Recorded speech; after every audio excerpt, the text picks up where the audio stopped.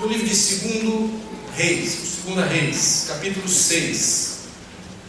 Enquanto você procura, o meu pai, ele tem muitas ferramentas na sua casa, bastante, e ele já está meio de idade, e ele continua comprando ferramentas. Alguns dias atrás eu soube, conversando com ele pelo telefone, que ele comprou uma máquina lá. Sinceramente, se ele for usar, vai me surpreender muito, mas ele compra. Por que meu pai compra essas coisas? Porque uma coisa que eu sempre ouvi o pai dizer é: eu não gosto de pedir nada emprestado. Ele detesta pedir as coisas emprestadas. Então ele prefere ter e não usar, mas se em algum momento ele precisar, ele sabe que está lá. E ele empresta. Ele não gosta de pedir emprestado, mas ele empresta. Nós vamos ler um texto que fala de um empréstimo, fala de uma perda, e fala de uma preocupação tão grande por causa dessa perda, mas fala de graça, fala de misericórdia, fala de bondade, fala de coisas tão especiais para o coração, que eu e você precisamos ouvir hoje na nossa vida.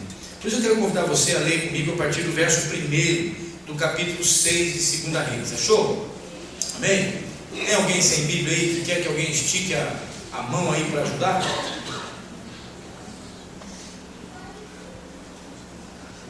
Ok. Diz assim a palavra de Deus: os discípulos dos profetas disseram a Eliseu: como vês, o lugar aonde nos reunimos contigo é pequeno demais para nós. Vamos ao rio Jordão, onde cada um de nós poderá cortar um tronco para construirmos ali um lugar de reuniões. E Eliseu disse: podem ir. Então um deles perguntou: não gostarias de ir com os teus servos?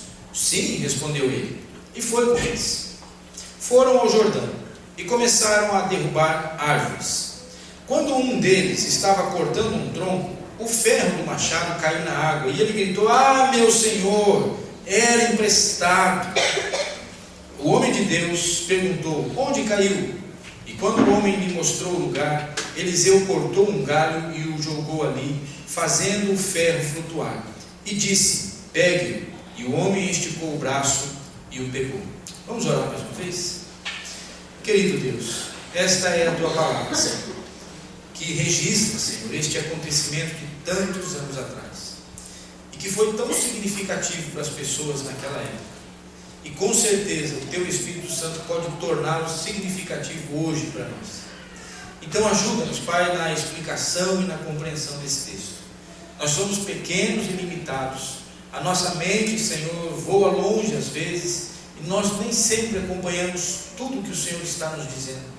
Mas nesta hora, Pai querido, suplicamos ao Senhor: ajuda-nos a compreender esta palavra, ajuda-nos a compreender as verdades aqui envolvidas, para que vivamos por elas, seguros e felizes, como o Senhor tem propósitos para nós, os teus planos para nós de paz. Eu oro assim em nome de Jesus, Senhor. Amém. Eliseu havia acabado de substituir o profeta Elias, ficou no seu lugar. E naquela época era comum as escolas de profetas, homens que se dedicavam a Deus, aprendendo os ofícios proféticos, aprendendo a ouvir a voz de Deus, aprendendo a interpretar os desígnios de Deus, para ser instrumento de Deus na vida das pessoas. Muito provavelmente esse episódio aqui está em Gilgal, acontecendo em Gilgal, que é próximo do Jordão. E o ministério profético estava em alta nessa época. E é interessante, se você olhar os dias de hoje, por exemplo, na televisão, um dos cursos online bastante difundidos aí, inglês online, não é? Tem o Open English. O que mais? Você já ouviu o Open English? Todo mundo já ouviu, né? E propagandas. Então tem épocas que as pessoas procuram determinados cursos, e nesse tempo aqui não estava sendo diferente. Com certeza os acontecimentos recentes haviam despertado no coração de muitos homens o desejo pelo ministério profético. E aí a gente diz assim: o Senhor te chama para andar com Ele.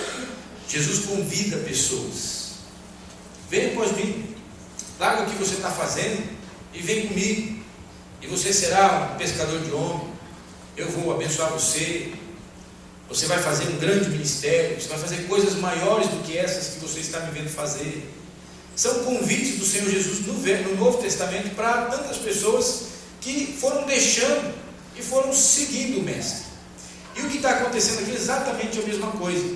Homens que se juntaram a esta escola de profetas, onde Eliseu era com certeza naquele momento o referencial, porque coisas extraordinárias vinham acontecendo. Se você, vamos folhear um pouquinho a Bíblia aqui, volta aí, os primeiros capítulos de 2 Reis. Se você notar, esse homem assume o lugar do profeta Elias de uma forma extraordinária, e as pessoas viram como Eliseu ficou no lugar do profeta. Esse homem começa o seu ministério e alguns milagres extraordinários acontecem, e isso fez com que ficasse notória a vida desse homem.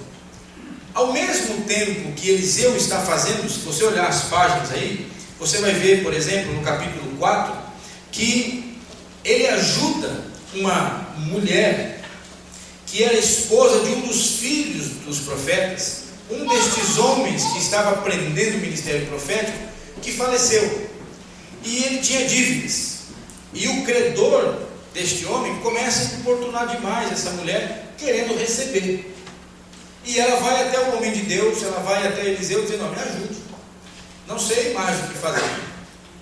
E ele então diz para ela: vamos pagar em azeite. E aí vem o milagre. Ele pede para que ela saia buscando as vasilhas, e pede para que entre e feche a porta da casa, ela, seu filho, e comece a virar azeite na botija. E vem uma outra botija, e outra, e outra, e outra, e não acaba o azeite até que acabe as botijas. E essa mulher tem condição de pagar a sua conta. Depois, se você caminhar um pouquinho aqui, há uma ressurreição, há uma ação extraordinária dele também na vida de um filho de uma outra mulher. Depois, há um evento extraordinário também na vida de Naamã, que era um general da Síria, que neste momento estava muito forte e constantemente oprimia o povo de Israel, o povo de Judá. E esse homem então faz algo extraordinário, porque uma escrava, uma jovem, que havia sido levada para a casa de Naamã, sabe que na terra dela há homem de Deus, e fala para a esposa de Naamã, que ele estava doente, leproso, que se ele estivesse na casa do homem de Deus, ele seria curado da sua lepra. E isso acontece. Então, meus irmãos, esses acontecimentos foram fazendo com que aqueles homens daquela região vissem no ministério profético uma solução para o seu problema, para a sua crise. O país passava por crise, a nação passava por opressão, por dificuldades, e eles então começam a se juntar a Eliseu, querendo aprender esse ofício. É parecido comigo e com você. As lutas, as pressões, as dificuldades vão cercando a gente de um lado, do outro, vão colocando a gente em ciladas, em situações, em apertos, e aí às vezes a única coisa que a gente consegue enxergar para cima. A gente vai tão cheio de coisa que a gente lembra: tem Deus no céu, então vamos procurar Deus. Ou quem sabe, essas mesmas pressões acontecendo, você ouve dizer que Deus tem feito coisas tremendas lá naquele lugar, lá através daquele homem e tal. Você fala: eu preciso buscar Deus. Então você vai lá. Era exatamente o que estava acontecendo aqui, num contexto de crise, num contexto de aflição, de dificuldades, de falta de condição de pagar dívidas, de saldar os seus compromissos, de sobreviver. Homens estavam buscando o ministério profético, e a escola de profetas estava bombando, como a gente diria hoje. Só que chega um momento, meus irmãos, que está tão difícil que até a escola dos profetas começa a sofrer, porque eles chegam para Eliseu e dizem assim: Eliseu, está vendo aí que está apertado demais aqui para a gente, é muita gente querendo, é muita gente lutando para aprender. Aqui aos seus pés, e está aos pés dele, com certeza ela está aos pés de alguém que podia ensinar muito bem. E eles, mesmo indo na direção do ministério, mesmo indo aprender com o homem de Deus, começam a enfrentar lutas. E a gente lê o texto e passa assim por cima, a gente não presta atenção. Mas eles estavam com dificuldade de se reunir, eles estavam com dificuldade de dormir, não tinha lugar para todo mundo. Aí eu me lembro, quando eu estava lendo esse texto, disso que está sendo tão sofrido hoje, que a gente vê esses refugiados todos de guerra, tentando chegar na Europa, tentando fugir, tentando achar um lugar, cenas terríveis de crianças, como nós vemos. São pessoas, são seres humanos como eu e você, sofrendo muito, porque não tem onde dormir, porque não tem o que comer, porque não tem como se sustentar. E esses homens começam a experimentar isso, não afastados de Deus, não renegando a Deus. Eles estavam passando lutas e dificuldades ali na sua escola, no seu curso, no seu treinamento, não porque estivessem embrenhados no pecado, não porque fossem avarentos, ou seja lá o que for, não, eles estavam motivados pelos milagres, e pressionados talvez pela situação difícil do país, estavam buscando a Deus, estavam querendo ver os milagres acontecerem nas suas vidas. Mas eles entram em sofrimento, eles entram em luta. Só que o ser humano, e aí falando da gente aqui, a gente sempre tem um jeitinho brasileiro, né? Hoje lá no acampamento à tarde, o pessoal estava pedindo uma rede de vôlei. Ah, não tem uma rede aí? Tem a rede, não tinha. Aí daqui a pouco eles arranjaram um barbante, a criançada lá, né?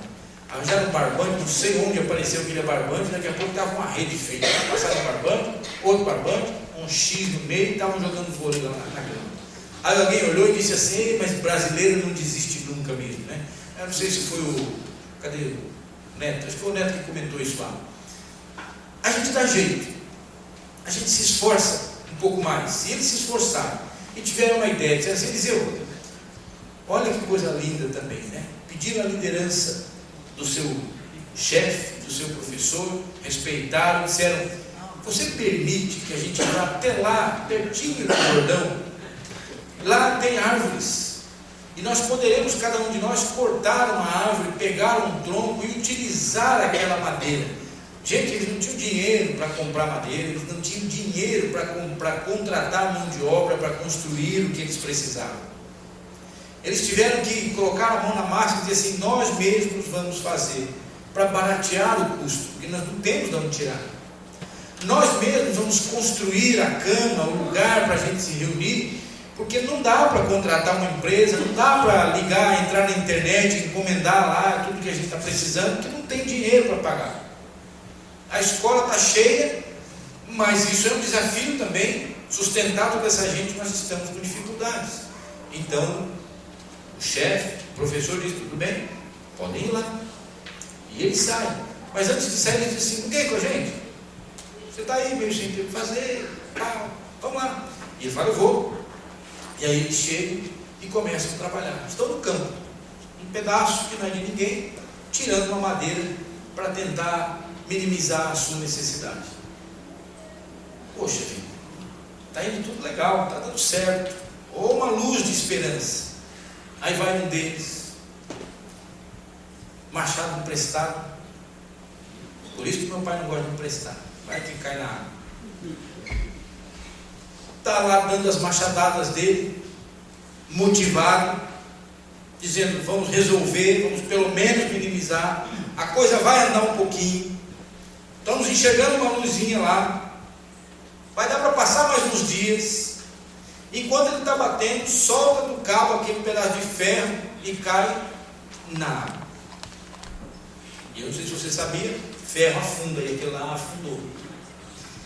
E ele, diz o texto, o que ele faz? Ele grita. O grito desse homem é emblemático. O grito desse homem é talvez o grito que eu e você muitas vezes queremos dar quando a situação está difícil. A gente está doido para gritar e dizer, ai Senhor. E sai aquilo quando eu leio aqui, a impressão que me dá é que foi tão natural, ele não ficou assim lá, olhou e caiu na água. Ah, cara, não. Eu acho que foi assim, quando ele viu, que fez, já saiu lá de dentro o grito. Ah, Senhor. Ele deve ter gritado mais, não vou gritar para não te assustar aí, talvez o neném dormiu ali agora. Ele grita e diz: ai, Senhor Deus, meu Senhor, o machado era emprestado, não era meu. Eu já não tinha nada, já estava difícil a situação, estava apertado, tivemos essa ideia de vir a gente fazer, buscar madeira, e nesse processo nem machado eu tinha, eu tive que pedir emprestado. Aí você olha a situação dos servos de Deus, daqueles que estavam andando no ministério do Senhor. Aí eu me lembro de Jesus dizendo assim: você quer vir após mim? Não tenho onde reclinar a cabeça, não tenho onde dormir. Você quer vir após mim? Tem um negócio chamado cruz. Pega a sua, siga. Sempre o convite para andar nos caminhos do Senhor vai oferecer para a gente muitas possibilidades que colocarão em xeque o quanto nós estamos dispostos a continuar e a permanecer. A ideia de andar com Deus, a ideia de depender de Deus, muitas vezes traz para a gente aquela sensação de que tudo será uma maravilha.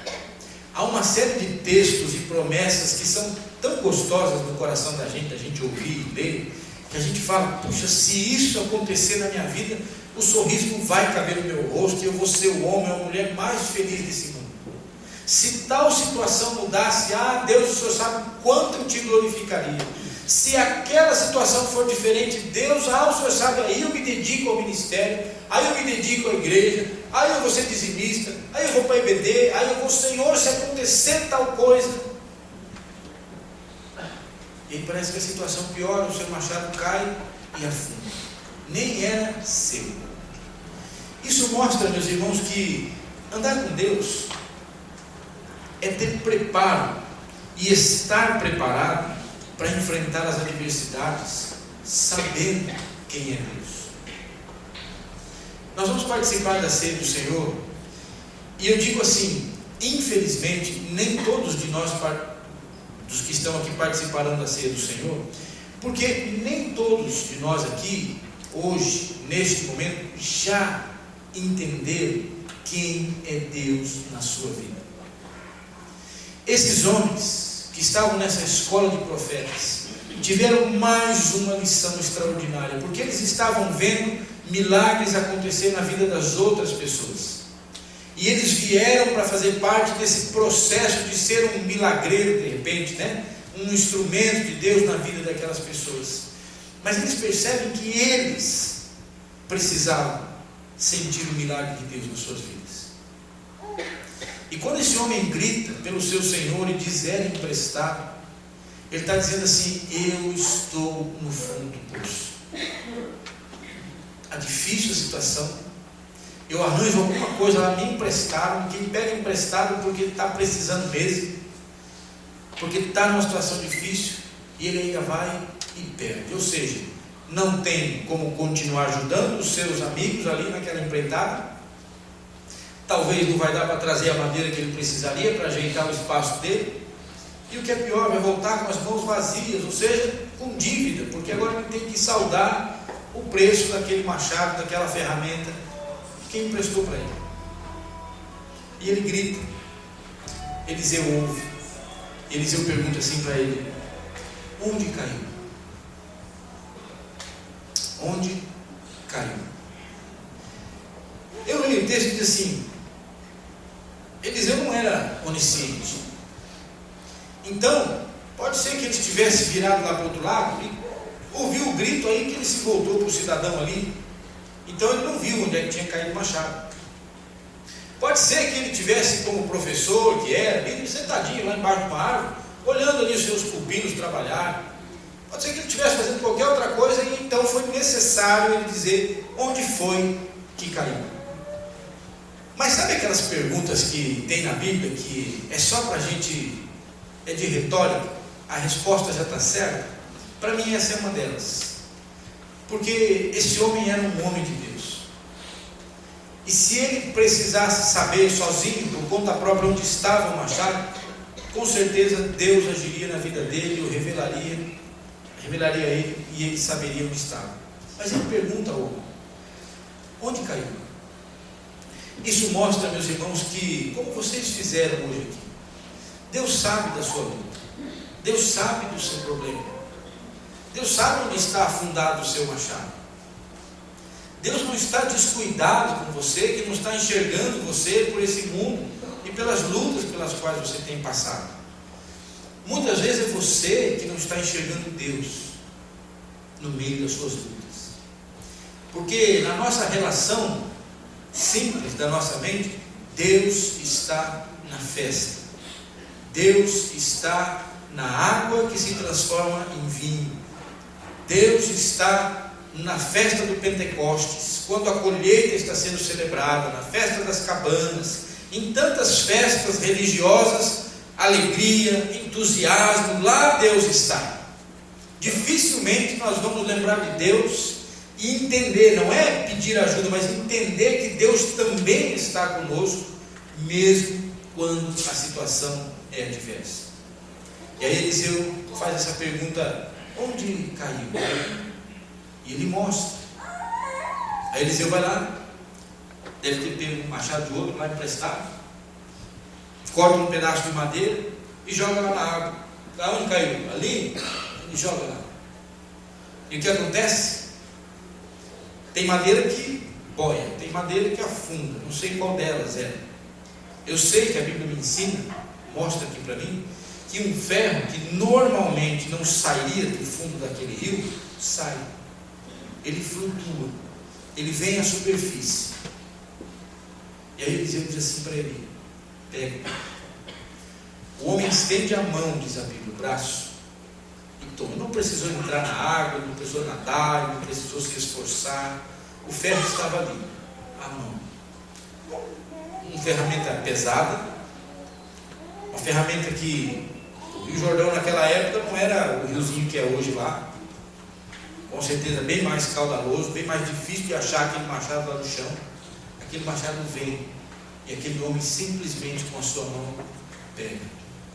Que lição nós aprendemos nessa noite, meus irmãos? Que por mais difícil que seja a luta pela qual você está passando, Deus pode recuperar esse machado para você. Por mais difícil que seja, e por mais que você estava ali com todo o ânimo, entusiasmado, achando que agora ia, de repente você viu que ainda não foi, o texto dessa noite para dizer para você: não desista, porque basta uma ação de Deus, e aquilo que para você já estava lá no fundo, pode vir de novo, assim, ao alcance da sua mão. A questão não é que Deus esteja limitado de fazer estas coisas, porque Ele nunca esteve nem estará limitado de fazer qualquer coisa. Deus pode todas as coisas, mas nós precisamos aprender a andar com Deus. Nós precisamos aprender a depender de Deus. Não é a nossa estratégia de ir lá buscar lã, não é a nossa estratégia de cortar madeira por conta própria, porque pode ser que a situação piore ainda mais, e foi o que aconteceu com ele. Mas se não fosse o Senhor naquele momento, através daquele seu homem lá, homem de Deus, Eliseu, a desesperança, a frustração e o medo teriam tomado conta daquele homem, e só ficaria um grito: ah, era emprestado. E aí tem que voltar envergonhado para dizer o dono da ferramenta: perdi. Caiu lá. Eu já não tinha nada.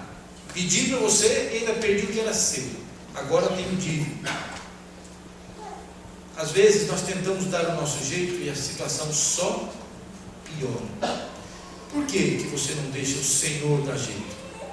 Por que você não deixa a palavra de Deus te mostrar o jeito de Deus? Por que você resiste e insiste em tentar cortar madeira por conta própria? Arrumar a sua cama por conta própria?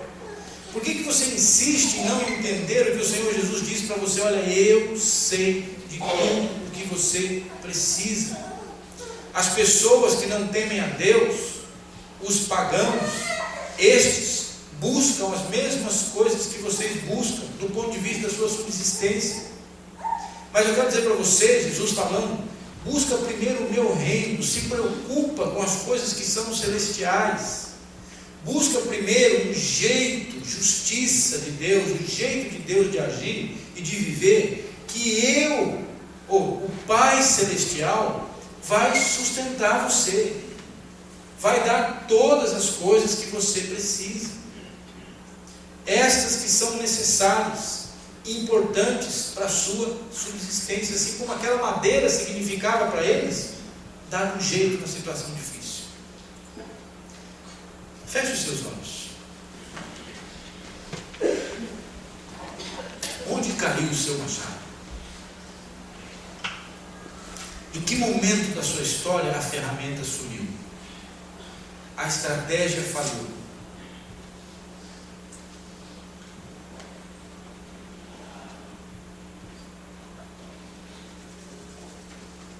Nunca foi a estratégia, nem será.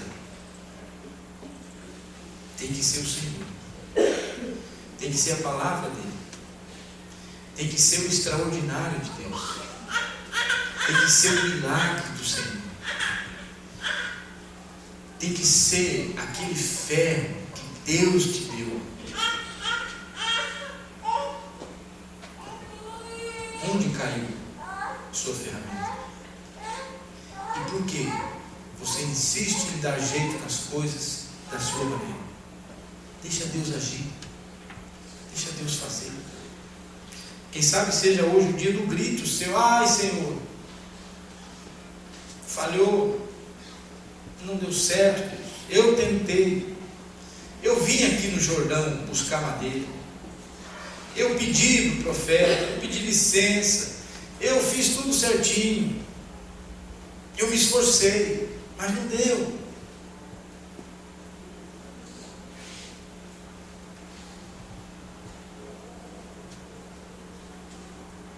Vinde a mim, todos vós que estão cansados e oprimidos, eu vos aliviarei.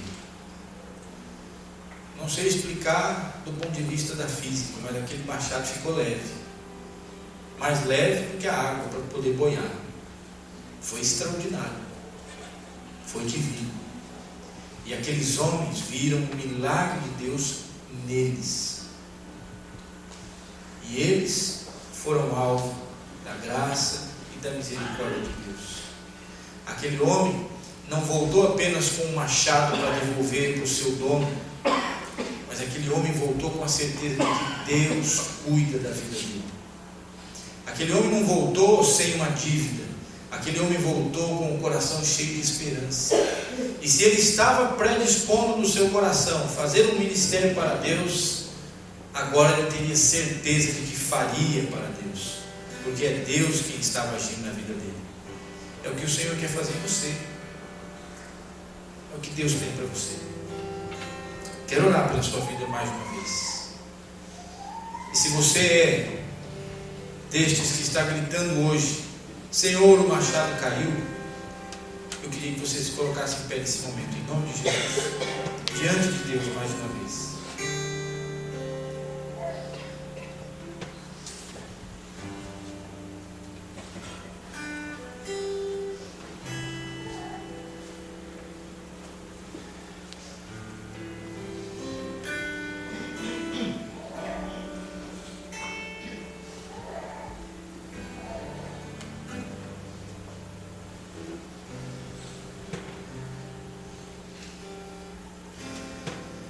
Senhor Deus, o machado caiu para essa gente, Pai. E eles estão confessando aqui, Deus, que a estratégia deles não deu certo. Eles fizeram tudo direitinho. E eles estão se esforçando para fazer direito, mas não deu certo. E agora, Pai, só resta gritar. E eles estão em pé, Senhor, e eu quero me juntar a eles nessa hora, para dizer: Deus, ajuda, Senhor. Porque se não for o Senhor, Deus, não há mais esperança. Não é que estamos abrindo mão da fé, Senhor, é porque as dores e as lutas nos assustam e nos prendem tanto, Senhor. Eu sei, Senhor, que há deles aqui, Pai, com o coração muito apertado nesta hora, muito dolorido, precisando de milagres do Senhor como este. Quem diria que um machado pudesse boiar, Senhor? Só o Senhor para fazer isso. Deus, quem diria que há solução na vida deles para esses problemas que têm doído tanto? Mas o Senhor pode, e nós cremos no Senhor. Portanto, eu peço também que o Senhor aumente ainda mais a nossa fé, para que creiamos ainda mais no Senhor. E Deus, nessa hora, Senhor, eles estão em pé porque estão abrindo mão das suas estratégias, e estão dizendo: Deus, eu estou aqui, necessitado, passando por lutas, e não deu certo, até aqui não deu certo. Pai, renova a esperança deles, Senhor, em nome de Jesus. Que este machado caído, perdido, possa flutuar diante deles de novo, Pai querido, em nome de Jesus. O Senhor sabe o que isso significa no coração e na mente de cada um deles, Pai. E eu oro para que esse milagre de fato aconteça hoje na vida deles, Senhor. E que eles possam tomar nas mãos, Senhor, este problema, esta ferramenta que dava esperança, e dizer: o Senhor está restituindo, o Senhor está renovando, o Senhor está confirmando as promessas de que estaria ao meu lado e não me deixaria só. Pai, fortalece-os nesta hora, na esperança que eles precisam ter no Senhor, em nome de Jesus, Pai. Eu peço, Deus, que o Espírito Santo do Senhor, Deus, aqueça o coração deles de tal forma nesse momento, que eles saibam que o Senhor está falando com eles, e que não é a voz do homem lá da frente, mas é a voz do Teu Espírito Santo no coração. Pai, é aquela voz que a gente ouve e sabe que é o Senhor que fala com a gente. É particular essa voz, é individual, Pai. Não é a voz da música lá na frente, não é a voz do pastor lá na frente, mas é a do Teu Espírito Santo, que testifica no nosso coração as verdades do Senhor. É isso que eu estou clamando nessa hora na vida deles, Pai, em nome de Jesus. Renova a fé e a esperança, Pai, neste momento, Senhor, para a Tua glória. Renova, Senhor, a esperança de que eles podem continuar, eles podem voltar lá para o seu lugar, porque há espaço, porque o Senhor prometeu que iria preparar um lugar. O Senhor sabe das nossas necessidades, o Senhor sabe da nossa dúvida, o Senhor sabe do nosso clamor. Então, Pai querido, em nome de Jesus, ajude-nos nessa hora, Senhor. E que no decorrer destes dias, eles possam testemunhar que o machado flutuou, Pai querido, em nome de Jesus. Eles possam dizer: eu não vivo só, o Senhor é quem me justifica, o Senhor é quem me honra, o Senhor é quem me sustenta, o Senhor é quem me guarda, o Senhor é quem me ampara a cada dia. Ó Deus, que esta verdade aconteça na vida deles, e no contexto deles, Pai, tantos outros venham assim entregar ao Senhor, porque também precisam do Senhor e ainda não chegaram nisso. E que na ação e no milagre do Senhor, na vida destes Teus servos e servas, o mundo creia que o Senhor foi enviado, e crendo recebam vida e vida eterna, Pai. Obrigado pela hora da luta e da dificuldade, porque é nela muitas vezes que nós paramos para depor as nossas armas, as nossas estratégias, para dizer: seja o Senhor o dono da nossa vida. E é o que eles estão fazendo nessa hora. Por isso nós oramos agradecidos, sabendo que o Senhor há de fazer os milagres, em nome de Jesus. Amém.